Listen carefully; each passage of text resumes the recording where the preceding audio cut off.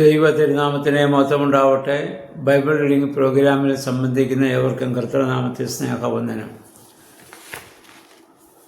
പഞ്ചഗ്രന്ഥങ്ങളിൽ സംഖ്യാപുസ്തകമാണല്ലോ നമ്മൾ പഠിക്കാൻ ആരംഭിച്ചത്. ഇന്നലെ 1-ാം അധ്യായം വായിച്ചു. 1-ാം അധ്യായത്തിൽ 20 വയസ്സിന് മുകളിൽ പ്രായമുള്ള യുദ്ധപ്രാപ്തിയുള്ള പുരുഷന്മാരെ ഒക്കെ വേർതിരിക്കുന്നതാണ് നമ്മൾ കണ്ടത്. 2-ാം അധ്യായത്തിൽ അവർ പാളയമടിക്കേണ്ട ക്രമത്തെക്കുറിച്ചാണ് ഇവിടെ പറയുക. ഇസ്രായേൽ ജനം അവരുടെ ഓരോരുത്തരും അവരുടെ ഗോത്രത്തിൻ്റെ മുദ്രയോടുകൂടിയ പതാകയുടെ കീഴിൽ അവർ പാളയമടിക്കണം. അവർ പാളയമടിക്കേണ്ടത് സമാഗമന കൂടാരത്തിന് ചുറ്റുമാണ്. കാരണം ഏത് ഗോത്രത്തിൽ നിന്ന് ഏത് കൂടാരത്തിൽ നിന്ന് നോക്കിയാലും സമാഗമന കൂടാരം കാണണം.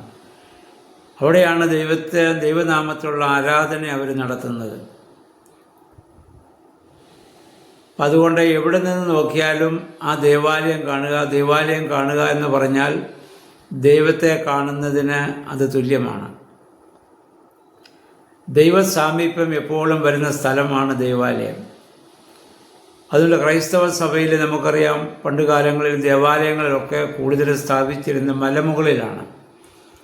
താഴ്വരയുടെ ഏതു കോണിൽ നിന്ന് നോക്കിയാലും ദേവാലയം കാണുവാൻ സാധിക്കണം. അപ്പം അതുകൊണ്ട് എല്ലാവർക്കും കാണത്തക്കവണ്ണം ഉയർന്ന സ്ഥലങ്ങളിൽ ദേവാലയം സ്ഥാപിച്ചിരുന്നു. ഇതുപോലെ ഏത് ഗോത്രത്തിൽ നിന്ന് നോക്കിയാലും ഏത് പാളയത്തിൽ നിന്ന് നോക്കിയാലും സമാഗമന കൂടാരം കാണത്തക്ക വിധത്തിലാണ് അതിൻ്റെ ക്രമീകരണങ്ങൾ. എന്നിട്ട് പറയുന്നു, ഇതിൽ അവർ പാളയം ഇറങ്ങുമ്പോൾ അതിൽ കിഴക്ക് വശത്ത് പാളയം അടിക്കേണ്ടത് യൂദാ ഗോത്രമാണ്, യഹൂദാ ഗോത്രം. യഹൂദാ ഗോത്രത്തിൽ നിന്നാണ് നമ്മുടെ കർത്താവിൻ്റെ മനുഷ്യാവതാരം സംഭവിക്കുന്നത്. കിഴക്ക് സൂര്യൻ ഉദിക്കുന്ന ആ സ്ഥലത്ത് എന്ന് പറഞ്ഞാൽ മഹാസൂര്യനായ കർത്താവ് യഹൂദാ ഗോത്രത്തിൽ നിന്ന് ജനിക്കാൻ പോകുന്നതിൻ്റെ സൂചനയാണത്. കർത്താവിൻ്റെ 2-ാമത്തെ വരവും കിഴക്ക് നിന്ന് പടിഞ്ഞാറോളം മിന്നൽ പോലെ ഉണ്ടാകുമെന്നാണല്ലോ വിശുദ്ധ ബൈബിൾ നമ്മെ ഓർമ്മപ്പെടുത്തുന്നത്. അതുകൊണ്ട് പരിശുദ്ധ സുറിയാനി സഭയിൽ നമ്മൾ കിഴക്കോട്ട് നിന്ന് പ്രാർത്ഥിക്കുന്നതിൻ്റെ ഒരു പ്രധാന കാരണം അതാണ്. കിഴക്ക് നിന്ന് കർത്താവിൻ്റെ ആഗമനത്തെ പ്രതീക്ഷിച്ചുകൊണ്ട് പ്രാർത്ഥിക്കുന്നു എന്നുള്ളതാണ്. എന്നിട്ട് അവരോട് ചേർന്ന് വേറെ 2 ഗോത്രങ്ങൾ കൂടിയുണ്ട്. രൂബൻ, ഇസ്സാക്കാർ ഗോത്രവും സെബൂലൂൻ ഗോത്രവും. അവർ ഈ യഹൂദാ ഗോത്രത്തോട് ചേർന്നാണ്. അവരിൽ ആകെയുള്ള ആളുകളുടെ എണ്ണം 1,86,400 പേര്, യുദ്ധപ്രാപ്തിയുള്ള പുരുഷന്മാർ. ഇനി 2-ാമത് രൂബേൻ ഗോത്രത്തെക്കുറിച്ച് പറയുന്നു. യാക്കോബിൻ്റെ 12 മക്കളിൽ മൂത്തയാളാണ് രൂബേൻ. പക്ഷെ അത് 2-ാമതാണ് വരുന്നത്. രൂബേൻ ഗോത്രം തെക്കുവശത്തായിട്ട് പാളയം അടിക്കണം. സമാഗമന കൂടാരത്തിൻ്റെ തെക്കുവശത്തായി അവർ പാളയം അടിക്കണം. അവരുടെ കൂടെ സിമിയോൻ ഗോത്രവും ഗാദ് ഗോത്രവുമുണ്ട്. ആകെ 1,81,450 പേര് യുദ്ധത്തിന് സാധ്യതയുള്ളവരാണ് അവർ. പിന്നെ 17-ാം വാക്യം നമ്മൾ വായിക്കുന്നു, പാളയത്തിൻ്റെ നടുവിൽ ആണ് ലേവ്യ ഗോത്രം. അവർ സമാഗമന കൂടാരം അവിടെ സ്ഥാപിക്കണം. പാളയം അവിടെ നിന്ന് പൊളിച്ചുകൊണ്ട് പോകണം. പിന്നെ പാളയം അടിക്കണം. അവർ അതിൻ്റെ മധ്യഭാഗത്തായിട്ടാണ്. ഇനി അതിൻ്റെ പടിഞ്ഞാറ് വശത്ത് എബ്രയീം ഗോത്രം, അതിൻ്റെ കൂടെ മനസ്സ ഗോത്രവും ബെഞ്ചമിൻ ഗോത്രവുമുണ്ട്. ആകെ എണ്ണം 1,80,100 പേര് അവർ. വടക്ക് വശത്ത് ദാൻ ഗോത്രം, അവരുടെ കൂടെ ആഷർ ആൻഡ് നഫ്താലി. ആകെ 1,86,600 പേർ. ആകെ ഇന്നലെ നമ്മൾ കേട്ടതുപോലെ 6,03,550 പേര്, യുദ്ധപ്രാപ്തിയുള്ള പുരുഷന്മാർ. ഇതൊക്കെ വായിക്കുമ്പോൾ നമ്മൾ മനസ്സിലാക്കേണ്ട ഒരു കാര്യം, നമ്മുടെ ദൈവം ക്രമത്തിൻ്റെ ഒരു ദൈവമാണ്. ഇവിടെ ദൈവം തൻ്റെ ജനത്തെ ശിക്ഷണവും ക്രമീകരണവും എങ്ങനെയെന്ന് വ്യക്തമായി പഠിപ്പിക്കുന്നത് ഈ സംഖ്യാപുസ്തകത്തിൽ നമുക്ക് കാണാൻ പറ്റും. ഇവരെ ഈജിപ്തിൽ നിന്ന് വിടുവിച്ചുകൊണ്ട് വരുമ്പോൾ യാതൊരു ശിക്ഷാ രീതിയുമില്ലാത്ത, യാതൊരു ശിക്ഷാക്രമവുമില്ലാത്ത,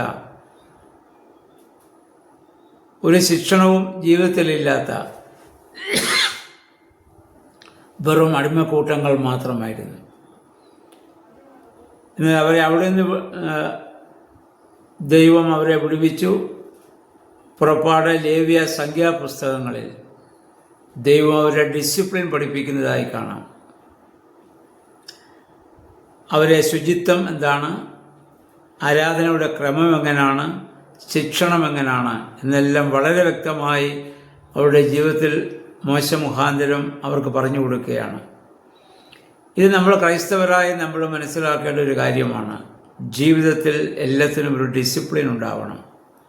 പ്രാർത്ഥന, ഭക്ഷണം, ജോലി, ഉറക്കം, വസ്ത്രധാരണം, മറ്റുള്ളവരോടുള്ള നമ്മുടെ പെരുമാറ്റ രീതി, ഇതിനെല്ലാം ഒരു ശിക്ഷണക്രമം നമുക്ക് വളരെ അത്യാവശ്യമാണ്. അടുക്കും ചിട്ടയുമില്ലാത്ത ജീവിതം വാസ്തവത്തിൽ ഒരു നരകതുല്യം തന്നെയാണ്.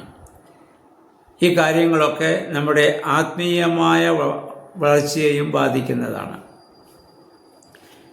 എത്ര ആത്മീയ അനുഭവമുള്ള ആളാണെങ്കിൽ പോലും ജീവിതത്തിൽ ഡിസിപ്ലിൻ ഇല്ല എങ്കിൽ അദ്ദേഹത്തിന് ഒരു ദൈവ മകനായി ജീവിക്കുവാൻ പ്രയാസമാണ്. അത്തരം ഒരു വലിയ ക്രമീകരണത്തിൻ്റെ വിശദാംശങ്ങളാണ് സംഖ്യാപുസ്തകത്തിൽ ഇനി നമുക്ക് മുന്നോട്ട് ചെല്ലുമ്പോൾ നമുക്ക് കാണാൻ പറ്റും. അപ്പോൾ ദൈവം ആഗ്രഹിക്കുന്ന രീതിയിലുള്ള വിശ്വാസികൾ, സ്ത്രീപുരുഷന്മാരായി നമുക്ക് മാറണമെങ്കിൽ നമ്മുടെ ജീവിതത്തിൽ ശിക്ഷണം അഥവാ ഡിസിപ്ലിൻ ഉണ്ടാകേണ്ടത് അനിവാര്യമാണ്. സഭയ്ക്ക് എല്ലാത്തിനും ഒരു ഡിസിപ്ലിനുണ്ട്. ആരാധനയ്ക്ക്, നോമ്പ്, ഉപവാസം, സമയക്രമം അനുസരിച്ചുള്ള യാമപ്രാർത്ഥനകൾ, അതുപോലെ തന്നെ ആരാധനാ രീതി, ഭക്ഷണക്രമം, വസ്ത്രധാരണ രീതി, സംസാര രീതി, അതിഥി സൽക്കാരം, ജോലി, വിശ്രമം, ഇവയിലെല്ലാം ഒരു ക്രമീകരണമുണ്ട്. അതനുസരിച്ച് ചെയ്യുമ്പോഴാണ് നമ്മൾ യഥാർത്ഥ വിശ്വാസികളും ക്രൈസ്തവരുമായിട്ട് മാറുന്നത്. ജീവിതത്തിൽ നമുക്ക് ഒരു ഡിസിപ്ലിൻ ഇല്ല എങ്കിൽ നമുക്കൊന്നും ആവില്ല.